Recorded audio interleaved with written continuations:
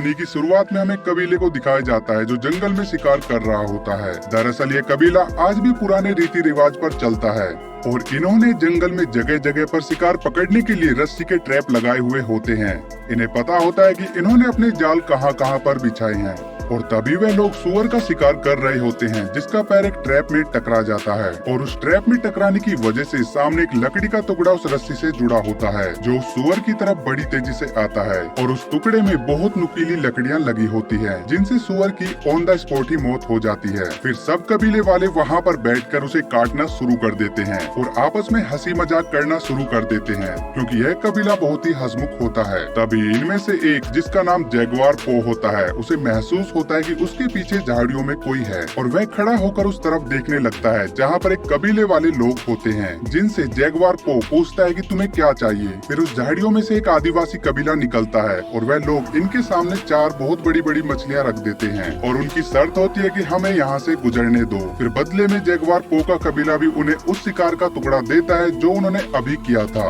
यानी कि वह सुअर उन्हें भी दे देते हैं। दरअसल ये पुराने रीति रिवाज होते हैं। फिर हम देखते हैं कि थोड़ी देर में वहाँ पर बहुत सारे आदिवासी उन झाड़ियों में से निकलने लगते हैं जहाँ पर जैगुआर पो देखता है कि उनमें से बहुत सारे लोग जख्मी होते हैं। फिर वह उनसे पूछता है कि हुआ क्या था जो तुम इतने जख्मी हो। फिर उन्हीं आदिवासी कबीले में से एक आदमी बोलता है कि हमारा कबीला तबाह हो गया है और अब हम एक नए कबीले की शुरुआत करने जा रहे हैं। जैगुआर पो उनसे पूछना चाहता है कि आखिर क्या हुआ था और पूछने के लिए उसके पीछे जाने लगता है और उसके पिता जो उस कबीले के सरदार भी होते हैं वह जैगुआर पो को उनके पीछे जाने से रोक देते हैं। लेकिन जैगुआर कहीं न कहीं अपने अंदर से बहुत ही ज्यादा परेशान होता है क्योंकि उसे लगता है कि कुछ न कुछ इन लोगों के साथ में जरूर गलत हुआ है। अब उसके बाद ये सारे लोग अपने कबीले में आ जाते हैं और इनके कबीले के लोग भी बहुत ज्यादा हंसमुख होते हैं जहाँ पर सब लोग आपस में बहुत हंसी मजाक करते हैं। फिर रात को जैगुआर जब अपने परिवार के साथ रात को चैन से सो रहा होता है तभी वह एक कुत्ते के भौंकने की आवाज सुनकर खड़ा हो जाता है। उसे ऐसे लगता है कि बाहर कुछ ना कुछ गलत चल रहा है क्योंकि जैसे उसने आज सुबह उस कबीले की हालत देखी थी उस वजह से उसे बहुत ज्यादा घबराहट होने लगी थी। फिर अगले दिन हमें दिखाया जाता है कि बाहर एक आदिवासी जो कि बहुत खूंखार शकल का होता है और उसके साथ ही पेड़ों के पीछे छुपे होते हैं।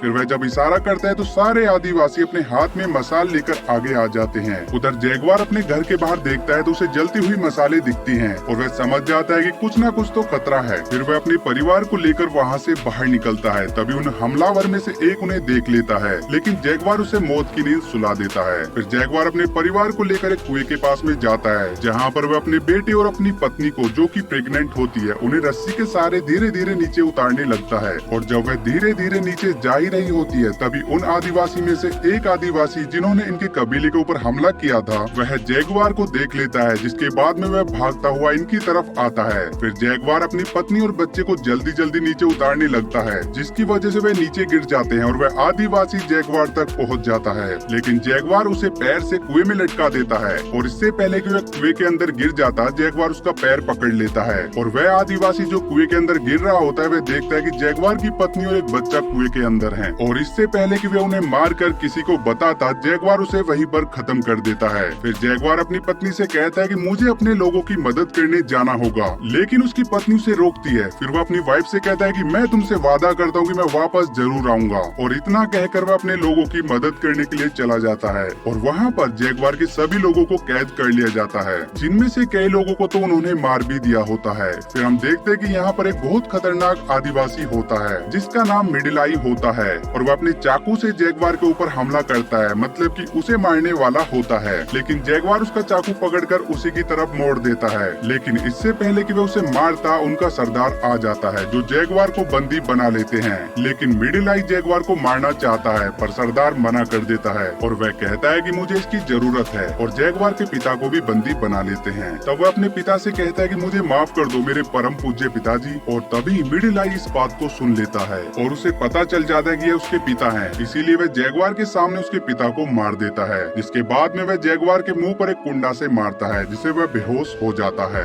और जब उसे होश आता है तो वह देखता है कि उसके सभी साथी यहाँ पर बंदी बने हुए हैं। फिर जैगुआर कुएं की तरफ देखता है जहाँ पर उसकी प्रेग्नेंट वाइफ और बेटा है और सरदार का बेटा उसे उस तरफ देखते हुए देख लेता है। फिर वह कुएं के पास में जाता है तो देखता है कि कुएं के अंदर एक रस्सी लगी हुई है, इसलिए उसे शक होता है और वह फिर कुएं के अंदर झांकता है, लेकिन उसे कोई नहीं दिखाई देता क्योंकि जैगवार की पत्नी और बेटा कुएं के अंदर ही एक पत्थर के नीचे छुप जाते हैं। सरदार का बेटा कुएं में एक बहुत बड़ा पत्थर फेंकता है, लेकिन उसे कुएं के अंदर कुछ भी नजर नहीं आता और उसके बाद जो कुएं के अंदर रस्सी लगी हुई होती है वह उस रस्सी को काट देता है। यानी कि अब जैगवार की पत्नी और बेटा ऊपर नहीं आ सकते और अब इन्होंने जितने भी कबीले वाले लोगों को बंदी बनाया हुआ होता है इन सब को अपने साथ एक लंबे सफर पर लेकर निकल जाते हैं। फिर रास्ते में इन्हें वे कबीले वाले लोग भी मिलते हैं जो इन्हें शिकार के टाइम पर मिले थे, जिन लोगों ने इन्हें मछली दी थी, जो यहाँ से कहीं दूर अपना कबीला बसाने जा रहे थे। दरअसल इन खूंखार आदिवासियों ने उन्हें भी कैद कर लिया होता है और अब यहाँ सब के सब एक लंबे सफर पर निकल पड़ते हैं, जहाँ पर इन्हें नदियों को पार करना पड़ता है और ऊंचे ऊंचे पर्वतों से होकर गुजरना पड़ता है। और इतने लंबे सफर को तय करने के बाद ये लोग उस जगह तक पहुँच जाते हैं जहाँ से ये बिलोंग करते हैं। और जब ये अपने एरिया से कुछ ही दूरी पर होते हैं तो वहाँ पर बहुत सारी डेड बॉडीज पड़ी होती हैं, जिन्हें देखकर साफ साफ समझ में आ जाता है कि यह वह लोग हैं जिन्हें कुछ अलग किस्म की बीमारी हुई होती है जो छूने से फैलती है।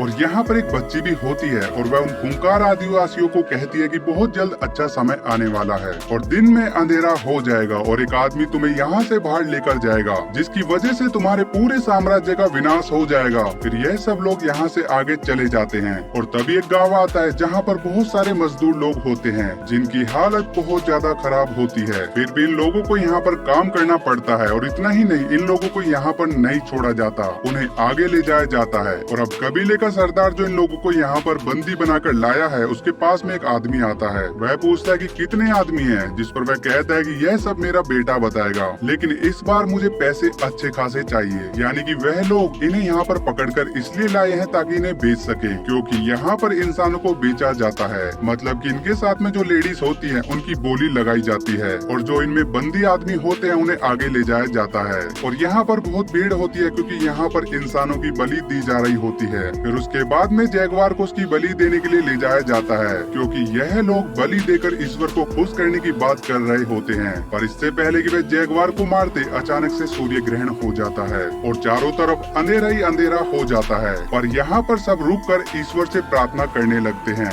और फिर सूर्य ग्रहण हटने के बाद इन सभी बंदियों को एक दूसरी जगह ले जाया जाता है, जहाँ पर एक लंबा सा ग्राउंड होता है और उसके दूसरी तरफ झाड़ियाँ ही झाड़ियाँ होती हैं। फिर इन सबको बोला जाता है कि तुम भागो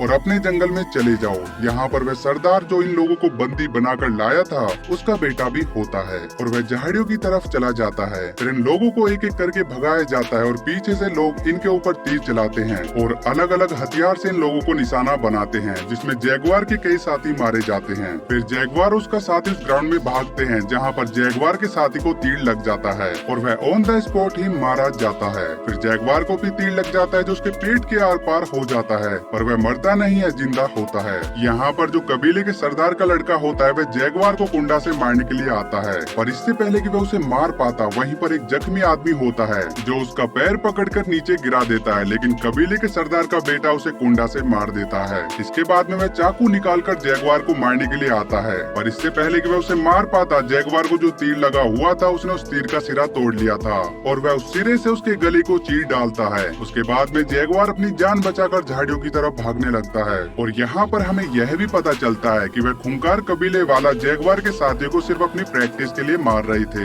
लेकिन वहाँ से जैगवार भाग जाता है और वह बहुत ज्यादा घायल भी होता है और भागते भागते वह उस गिरे हुए पेड़ पर चढ़ जाता है। उधर उस कबीले के सरदार का बेटा मर चुका था, जिसे देखकर सरदार बावला हो जाता है और वह अब हर हाल में जैगवार को खत्म करना चाहता है। इसीलिए वह अपने साथियों के साथ जैगवार का पीछा करना शुरू करता है और वह सब लोग उस पेड़ के नीचे से गुजरते हैं जिसके ऊपर जैगवार है, लेकिन वह लोग उसे देख नहीं पाते और कुछ दूर जाने के बाद वह कबीले का सरदार अपने ही साथी के कंधे पर खून की कुछ बूंदे देखता है जो कि उसका नहीं होता और वह समझ जाता है कि जैगवार का ही खून है जो किसी पेड़ के ऊपर छुपा हुआ है। इसलिए सब वापस से जैगवार को ढूंढने के लिए आते हैं। फिर उधर जिस पेड़ पर जैगवार होता है वह देखता है कि उसी पेड़ पर एक जैगवार का बच्चा होता है जिसके पीछे पीछे उसकी माँ भी आ जाती है। फिर जैगवार उस तरफ भागता है जिस तरफ वह कबीले वाले लोग गए थे और वह लोग भी जैगवार की तरफ आ ही रहे होते हैं। हैं, जहाँ पर जैगवार अपनी पूरी ताकत से दौड़ रहा होता है, क्योंकि उसके पीछे वह जैगवार का बच्चा और उसकी माँ पड़ी होती है। इससे पहले कि वे जानवर जैगवार को पकड़ पाते, तभी जैगवार और जानवर के बीच में वह कबीले वाला आदमी आ जाता है, जहाँ पर वह जानवर उसे मार देता है। फिर जैगवार यहाँ से निकल जाता है, लेकिन अभी भी कबीले वाले उसका लगातार पीछा कर रहे होते हैं और एक जगह पर जाकर रास्ता खत्म हो जाता है। दरअसल वहाँ पर एक बहुत ऊंचा झरना होता है और वहाँ से कूदने का मतलब शायद मौत तक पहुँचना होता है, लेकिन जैगवार के आगे भी मौत होती है और पीछे भी, इसलिए जैगवार वहाँ से कूद जाता है और उसकी किस्मत बहुत ज्यादा अच्छी होती है, जहाँ पर वह बच जाता है। और किनारे पर पहुंचकर जब ऊपर देखता है तो वहाँ पर उसे कबीले का सरदार उसके आदमी देख रहे होते हैं और वह फिर से एक बार उन सभी लोगों को ललकारता है, क्योंकि अब वह उसी जंगल में आ गया था जहाँ पर वह बचपन से शिकार करता था।